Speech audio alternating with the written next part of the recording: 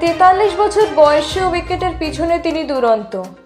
রবিবার মুম্বাইয়ের সূর্যকুমার যাদবকে বিদ্যুৎ গতি স্টাম্প করেছেন। সূর্যের ব্যাটের সুইং শেষ হওয়ার আগেই 0.12 সেকেন্ডে ধোনি বেল ফেলে দেন।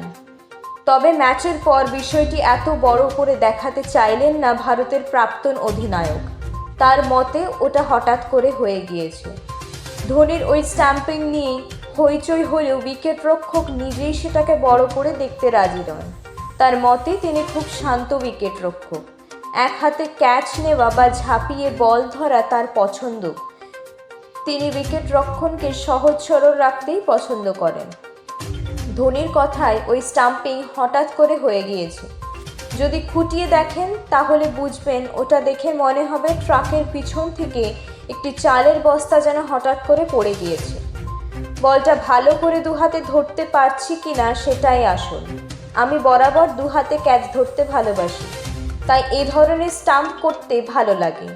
কখনো আমাকে দেখবেন না উইকেটের পিছনে খুব ঝাপাঝাপি বা এক হাতে দুর্দান্ত ক্যাচ ধরার চেষ্টা করছি।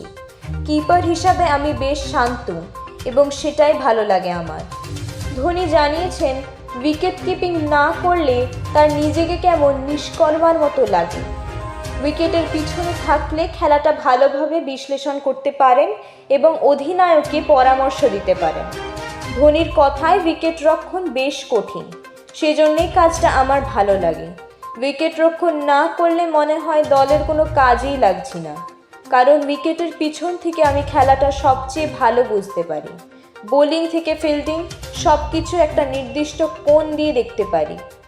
পিচের চরিত্রও বুঝতে পারি। কিভাবে সেটা করেন তাও বুঝিয়ে বলেছেন ধোনি। তার মতে প্রথম 6 ওভারে নতুন বলে উইকেটের একরকম আচরণ করে।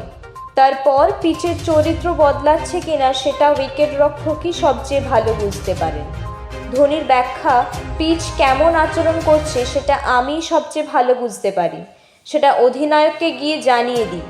ব্যাটের 6 মারলে আমি গিয়ে বলে দিই সেটা ভালো বল ছিল নাকি খারাপ বল। দুটো বলের পার্থক্য উইকেটের পিছন থেকেই ভালো বুঝতে পারি। Sports bureau news effect.